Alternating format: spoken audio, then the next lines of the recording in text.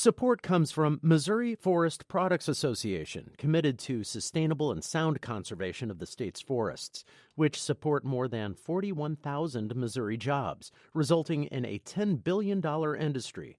ChooseWood.com. Welcome to St. Louis on the Air. I'm Don Marsh. We go behind the headlines. Once again, the political and legal issues surrounding Governor Eric Greitens are front and center. Joining me in studio is St. Louis Public Radio political reporter Jason Rosenbaum. As has been the case often in recent weeks, the Greitens saga has become even more complicated. But first, Jason, welcome and congratulations on your appearance on 1A today. Thank you very much. Complicated, it may be understating things, Don. Yeah. Well, nice job. Thank you. I mentioned the complications, as did you, and there's now something else, a little more hot water for the governor. Washington University is taking a look. My understanding from reading the St. Louis Post-Dispatch article is that a grant that was meant to do research for one of Greitens' books instead went to pay somebody who was laying the groundwork for his campaign. I just read that article right before getting here. And I have a statement from Julie Flory from WashU. The issue just recently came to our attention as part of the Missouri House of Representatives investigation. As a grantee, we take accountability seriously. We are looking into the matter to ensure the funds were used appropriately. So there you go. Yet another link in this web of things. Yeah. I was trying to think of the proper metaphor, but I think it was mixing things up there. Well, as I understand it, the suspicion is that a grant that was awarded him to help write a book was actually used for campaign purposes. And I think the reason this came out is through the transcript of Danny Lobb that was included in the second House committee report. Now, just to be clear, Danny Lobb was subpoenaed by the Attorney General's office and was required to answer questions under oath about what happened as far as the Michigan Continues fundraising list and how it was obtained. So it's kind of collateral damage from that entire accusation. Not many people know Danny Lobb, but from what I've been reading this week, and probably that you have written, is that the governor apparently has thrown him under the bus with regard to this. It was, according to Lobb, if you read the report, what happened was that Austin Chambers, who for all intents and purposes, helped run Greitens' 2016 campaign as a major political figure with Greitens, called Lobb up and basically misled him into basically taking the fall for obtaining the Michigan Continues list. And that's something Lobb stridently objects to. He does not believe that's what happened. If you look at the report basically says that Greitens got the list in 2014 as he was transitioning out from being in leadership in the Michigan Continues, and then somebody who worked for a company that he ran, the Greitens Group, then sent that list to Lobb and another political operative. And I think it's interesting, too, because Chambers works for a company that was founded by Nick Ayers, who's Vice President Mike Pence's chief of staff. And it provides the question, like, how much did Ayers know about how much this list was used? Chambers told me that Ayers wasn't involved in, like, the consent order that I alluded to earlier, which is when 2017 Greitens admitted to the Missouri Ethics Commission that he used the list for political purposes and paid a small fine. And that's the document that Lobb was implicated in. As you mentioned, it's very complicated. Oh, yeah. But I think it comes down to, did Greitens obtain this list illegally and use it for political purposes? That's going to be the focus of the second trial that will likely happen in the coming weeks and months. And Lobb's not going to be a happy camper when he testifies. I don't know. But again, Lobb didn't come forward voluntarily. He was subpoenaed. So that should be noted that he did not have an agenda. He's not trying to get back at the governor. His attorney, Sandy Boxerman, emphasized that to me very clearly yesterday, that he answered the questions because he had to. Well, it's getting deep into the weeds as we look at this. But let's go back to yesterday's news and what's going on in Jefferson City. I mean, it's really beginning to look like the legislature is very well poised to impeach this fellow. It's unprecedented. How many times have I said it's unprecedented since January? But, I mean, they've never called themselves in a special session before. And there's never been an instance where a Missouri governor has gone through the impeachment process. And when I found out how many signatures the House received, because, again, just for our listeners, impeachment means just sending it to the second step, which is a trial by 7 judges. The House only needs to vote by a majority to vote for impeachment, if that's what the House committee ends up recommending. It's a pretty low bar to go over. Mm-hmm. You only need, 35, 37 Republicans and all the Democrats to get the impeachment to happen. There are 114 Republicans, so you don't really need a large percentage of the Republicans for this to occur, for this to happen. And there are certainly things that could happen that influence that decision. He could get acquitted of felony invasion of privacy. It's possible that there could be more insight into who paid Al Watkins. If it's found out, for example, that, let's just say, low-income housing tax credit developers ended up being the source of the money that paid Watkins, and the ex-husband that revealed this story was really a pawn to get back at Greitens for freezing that program, which is what a lot of people suspect after the events of this week. I don't know if that changes the calculus, but it probably isn't good for impeachment. But again, the bar's low, and regardless of how this entire situation came about, Greitens is responsible for his own actions. And at the very least, he admitted to being unfaithful to his wife. At the very worst, he is accused of some pretty heinous things in that first House report, which he's denied. So he didn't set himself well. He didn't set himself up well, to put it mildly. And he's also been accused of lying with regard to the campaign, the donor list, and that sort of thing. Yes. Yeah. You mentioned Al Watkins, who is the attorney for the husband of the woman yes. in this case. He has revealed the source for half of the $100,000 he received. $50,000. That's the Missouri Times owner. He just revealed who brought him the money. Okay. Fawn, who is the Missouri Times publisher, was the person that brought him $50,000 in cash. Now, Fawn has said that it was his money to buy tapes. Well, Watkins himself has said that money was was likely for legal representation of the ex-husband and others. I'm pretty sure he said those things under oath during his deposition. And there are court filings saying that money was not to buy tapes, as Fawn said, but was for legal representation. So somebody's not telling the truth, and a lot of people want to know if it was not Fawn's money, where that money came from. Because, again, I understand that this is a side issue, and there are a lot of Greitens detractors pushing back at why people shouldn't get to the bottom of this and should only focus on the Greitens maladies. But, again, there are 2 reasons why people should care. If the affair was revealed as a way to usher Greitens out of office and then achieve a different policy outcome, because Mike Parson, the lieutenant governor, is a big fan of the low-income housing tax credit program, and Greitens is not.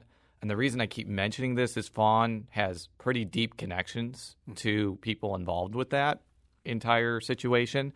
Then I don't know. I think people and legislators need to know about it. But more importantly, the ex-husband came forward to KMOV and said that he was coming forward because he was upset with the way Greitens treated his ex-wife. When it's been revealed from the woman's own testimony to the House that this man, he apparently was very vindictive towards his ex-wife, and if he decided to come forward at the behest of an interest group and not because of his upsettedness about what Greitens did to his family, then he's potentially ruined this woman's life for reasons that I think are unconscionable. So I think that people need to be held accountable if that's true. And I don't think the public deserves to have a false narrative about why this came forward. So that you can tell I'm really passionate about that. It's not only for public policy, but it's because this is a chain of events for the woman involved, which is life-altering for both her and her kids. and I don't think we can really sweep that under the rug just because people don't like Greitens and that this development may not help in certain ways. It's truly a Shakespearean saga. There's no question about it. It's the tangled web. My God. Shakespeare, or I don't know. Machiavelli, maybe. I'm trying to think of Final Fantasy. Yeah. Like the Final Fantasy role-playing games, House of Cards, when it was actually good. Now it's kind of bad, but let's not go there. Let's go back to the special session. That is scheduled for May 18th. Yes. There is significance in the timing in a couple of ways, one of which is it'll immediately follow the end of the session. Right. And also, it comes 4 days after the beginning of the Greitens trial, so it gives them an opportunity to see how that goes as well. I think so, but from listening to House Speaker Todd Richardson, it's also giving the committee that will recommend some sort of punishment more time to decide. Right now, they have until May 18th. My understanding from listening to Todd Richardson, the Speaker of the House, is they're going to have more time beyond May 18th to investigate the facts and come up with some sort of conclusion and some sort of recommendation. So there's obviously a lot to sift through. One thing that I brought up connected to the Watkins situation that I think that legislators may want to do is if they really want to find out who was the source of that money that ended up paying Al Watkins, and they have reasonable evidence to say that it wasn't Fawn's money, but it might have been, again, low-income housing tax credit interest, they can bring lobbyists and developers associated with that industry. They could subpoena them, force them to answer questions under oath. I don't think attorney-client privilege will matter then. But it would not surprise me if there's a lot of pressure on legislators not to do that because, that they want their tax credits back, I would assume. I wonder if the House committee is going to want to take a look at this Washington University thing as well and just add that to the pile. I think they want to look at that, and I think they probably want to find out who's paying Greitens' legal bills too. And I want to emphasize this because I have talked about Al Watkins and how he was paid. We don't know how Greitens' legal bills have been paid either. We may eventually find out because the nonprofits that were created eventually have to file disclosures. But who knows when that's going to happen? Who knows if another entity will be shown to pay for the legal bills? I want to just make it clear. As a reporter, I want to find out everything. And the governor has been very opaque when it comes to his campaign finances, how he paid for his inauguration, how he's paying for his legal bills. And that's a problem. And people should know how those things are being paid for if it's influencing how he's governing. It's clearly a bigger issue than how Al Watkins was paid. But that doesn't mean that how Al Watkins was paid is not an issue, especially if it involved an interest group that wanted to push Greitens out to achieve a different policy outcome. Other elements that have taken place this week that are interesting is Judge Burleson has ruled, pardon me, that there will be no cameras in the courtroom. I don't think that has surprised too many people. I don't think so. And, it's up to the judge in Missouri about whether they televise certain trials. I think in his view, it was a criminal trial rather than a civil trial. He cited a security risk about bringing cameras in when there's a sitting governor. And then Mark Sabelman, who's an attorney for KMOV and also happens to be St. Louis Public Radio's attorney, said that the woman's attorney objected to having cameras in the courtroom. So I think that he took all those things into consideration. Burleson is going to consider having audio and still photography to document the trial. We'll have to see if that ends up occurring. But, Burleson has been a stickler about not allowing cell phones out when the trial, the hearings happen, which is a restriction that I obviously respect because it's the judge's decision there. And if I have to write about what was said in longhand, I will try to improve my handwriting after May 14th. I wonder if they decide to have still cameras in the courtroom, they're just abandoning the notion of keeping the woman's identity classified. It depends. I mean, the judge could say you can photograph certain people, but not photograph the woman, and it'll be up to journalistic outlets to decide that.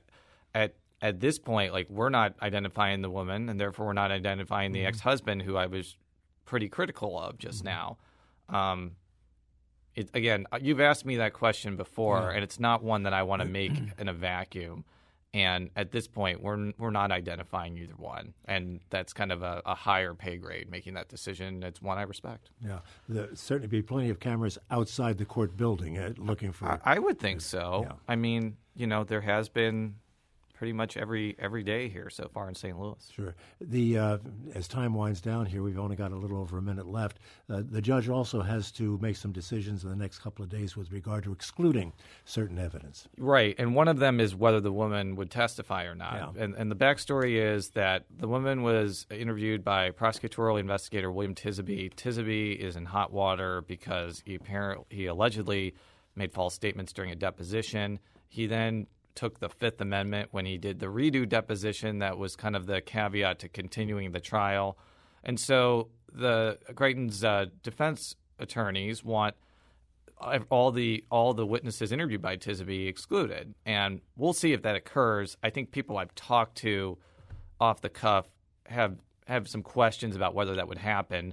But it's something to look forward to next week. I think Monday is, people are pointing to Monday for a judge ruling on that. Yes. Jason, thank you so much for being with us. I know you've had a long day already being on 1A and all of that and here, but thank you for being with us. Thank you for having me.